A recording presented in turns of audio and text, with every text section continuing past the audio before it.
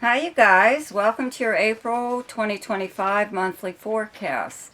Before I begin, I have to apologize if I sneeze, cough, or lose my voice. Okay, with the weather going up and down here the way it is, I either have a cold or allergies or both at the same time. So please excuse me, okay? And thank you so much to my subscribers for your continued support, for your likes, shares, and comments. If you're new to my channel and you like this video, be sure to subscribe and hit the notification bell. You'll be notified each time I upload something. There's also links in the description box below. There is one to my website where you can see some of the services that I offer, but you can also just email me. That email address is also in the description box, and it's easier to just ask me if there is something that I do. Okay? Also, check out my weekly forecast, which is now daily shorts, and I'm going to do something a little different this month with the monthly forecast. Okay, for those of you who seem to really love the shorts, the monthly forecast will always exist as a regular video, but some of you are still not aware that there's a link within the short video to the full monthly forecast, and you're just clicking on that short and you're just getting just a snippet of the monthly forecast. You're not hearing the whole thing. So for those of you who love the shorts, okay, I'm going to break it down into parts, the monthly forecast for you. Part 1, Part 2, Part 3. Maybe, after a while, you'll just, decide to click on the link and listen to it fully, the full monthly forecast all in one video. But if you prefer the shorts, that's what I'm going to try this time. We'll see how it works out, okay? So, now for your forecast. Hi, Sagittarius. Okay, so, the month starts off with, okay, the sun is in Aries up until the 19th, okay, but Venus and Mercury are still moving back and forth between Pisces and Aries, okay, so the month starts off with Mercury turning direct in Pisces on the 7th and then moving into Aries on the 16th, still in direct motion. On the 12th, Venus turns direct in Pisces and moves forward and into Aries on the 30th, okay? So this has been going on between your 4th and 5th house. Your 4th house where you have Pisces, 5th house where you have Aries, okay? So your 4th house with Venus and Mercury here in direct motion along with Saturn. Saturn is still here, but will be moving briefly over the summer into Aries. Neptune just did that, just moved into Aries just over the summer. Okay, then both planets will move back into Pisces to finish up its transit there, and then next year will fully move into Aries. Okay, so you won't have these planets in your 4th house anymore, okay, of your home and family, your private life, where you physically live, the property surrounding it, your past, your childhood, the foundation of how you were raised, okay? But having fun planets moving together like Venus and Mercury in your 4th house is bringing pleasant times here, pleasant conversations with family members, taking a stroll down memory lane, even like with a roommate or something. But this is basically your house or your family, this is a lot of times having a little bit of a reunion possibly, or just hearing from someone from your past that you actually want to hear from, okay? The majority of people that were coming into your life, especially with Neptune here, just because it just moved doesn't mean all that much, okay? It takes a long time to really kick in there or even feel the effects. But not having Neptune in your 4th house is a big help. Saturn here is one thing, but the two of these planets together, it was bringing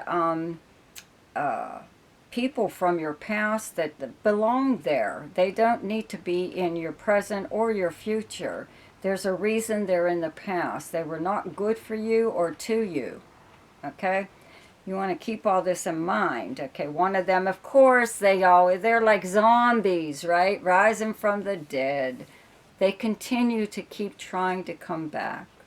Just keep that in mind, okay?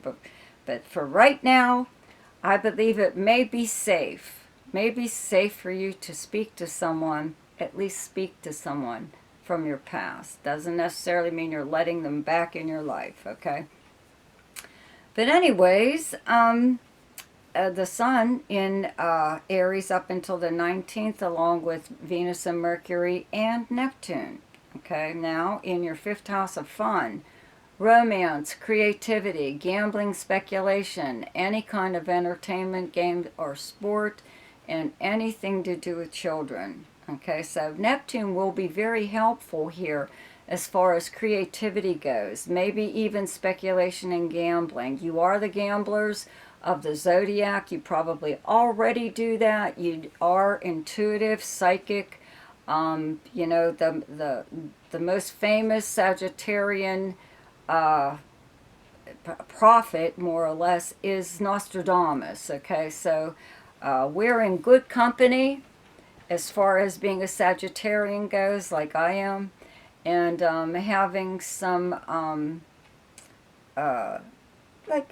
ability to see the future, more or less, okay? So this will help you. Neptune will help you here. Your psychic abilities, it will help to enhance them, okay?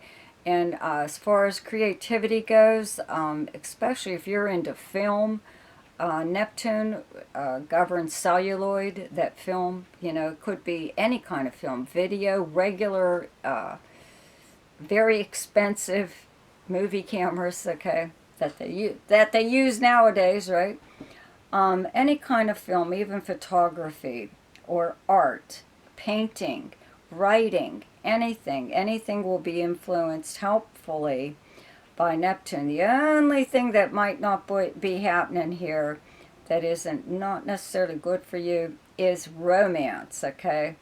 You could meet someone and, you know, think automatically, oh, they're my soulmate or something or other. So maybe they are, you know, but you really have to give things time. A lot of time, lot of time, because Neptune governs deception. And a lot of times people may come into your life and not be all that truthful about themselves or their past or their intentions or whatever. Okay, so you just want to keep that in mind. But for now, with all these planets in your 5th house, it's time to have fun. This is the house of fun. Okay, this is when things kind of pick up for you, or you at least feel like doing something that is fun. You know, getting out there, enjoying yourself, you know. There's a full moon on the 12th in Libra in your 11th house. It's directly across from your 5th house of Aries. 11th house is your friends and acquaintances, socializing in person or online. It's where you would normally go to hang out. It's any group or organization that you belong to, and also the house of dreams, hopes, and wishes. So there's could be like one of your friends, you know, that, I don't know, either gets on your nerves or says or does something, you know, around this time that that you finally shut down. You know, it's probably just a quirk of their nature that everybody puts up with, that you're tired of putting up with, okay? That they may say something smart about you or your creative project or your child or who it is that you're dating at this time, or if you're married, who you married, you know. Just somebody that just really gets away with a lot, okay, because they, I don't know what, say it with a smile on their face. But you never really let that go, you know. Everybody else does, but you're not ignoring them. Okay, so it's time for you to put a stop to this person, either in a group or organization or among your own friends. Okay, so then the sun moves into Taurus on the 19th, right?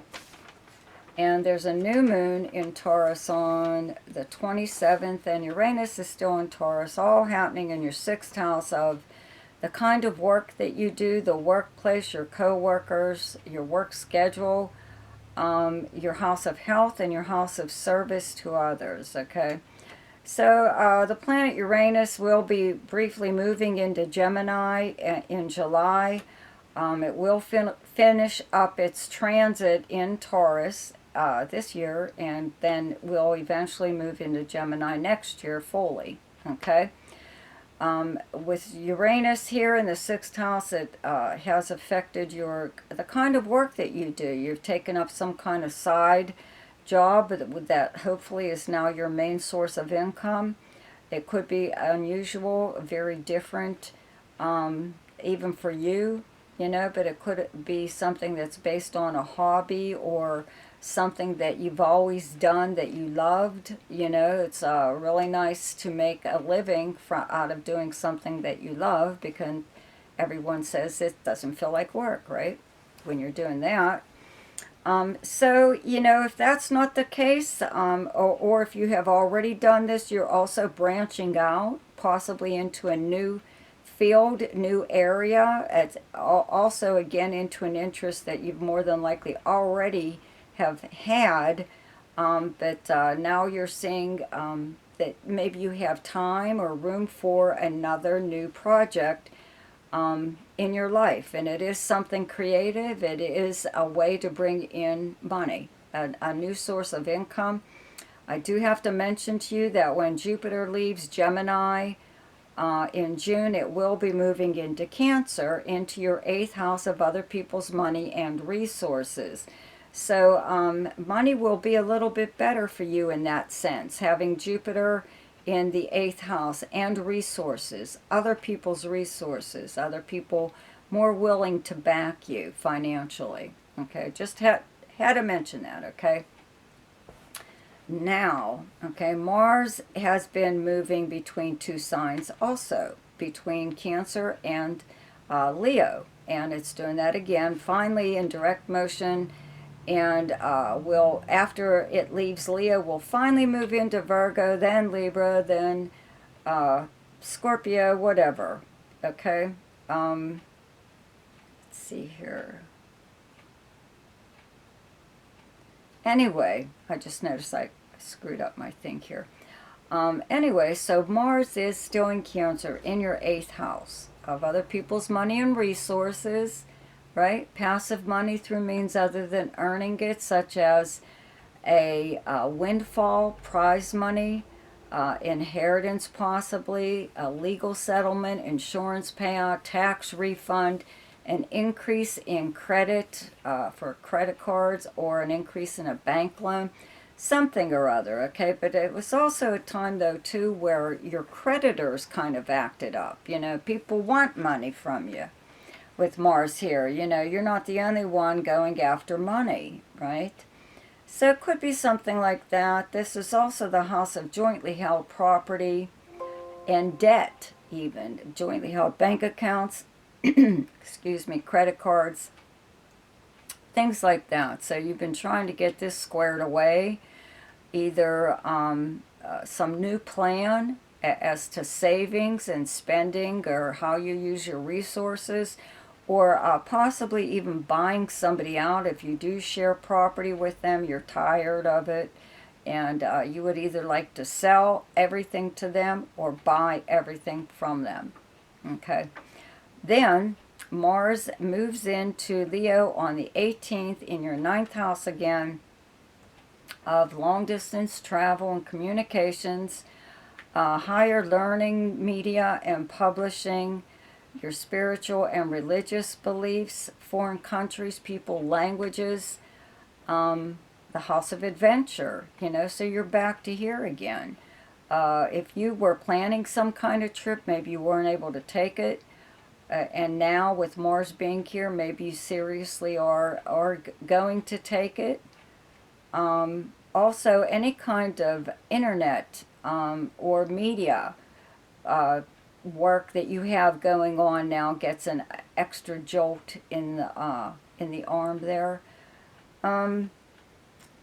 You know, or you could even just be in touch with people who do live at a distance, possibly in another country. But like I said, Mars has already been here before, between your 8th and 9th house. So you could just be finishing up something or other, some kind of project or whatever. Maybe even learning something or brushing up on something that you will be implementing into your career when Mars moves into Virgo and your 10th house. Okay, so let me see here. So the best time to do something each month is when the moon is in your own sign, and the moon is in Sagittarius on the 16th, 17th, and 18th.